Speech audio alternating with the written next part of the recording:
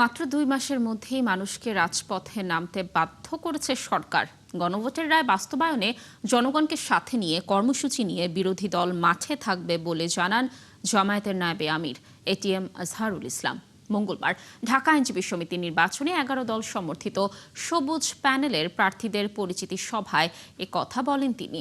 সরকারকে হুঁশিয়ার করে তিনি বলেন, অতীতে রাজপথের আন্দোলন কখনো বৃথা যায়নি। এবারও জুলাই সনদ বাস্তবায়নের দাবি ব্যর্থ হবে না। সংরক্ষিত নারী আসনে বিএনপি থেকে আওয়ামী লীগের একজন নেত্রীকে মনোনয়ন দেওয়ার অভিযোগ তুলে তিনি বলেন, এর মাধ্যমে পলাতক আওয়ামী লীগের সাথে আতাতের সত্যতা প্রমাণ করেছে বিএনপি।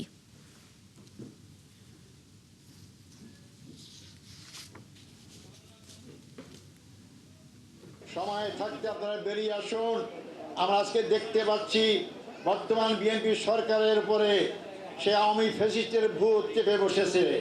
এই ভূতকে তাড়ান, নাহলে জনগণই সেই দায়িত্ব গ্রহণ করলে আপনাদের কোনো ভালো ফলাফল দেবে না। অতএব এই গণভোটটি অস্বীকার করেন, জনগণের রায়কে যদি মেনে না নেন, তাহলে আপনাদেরকে অতীতের চেয়েও আরো কঠিন পরিস্থিতির সম্মুখীন হতে পারে।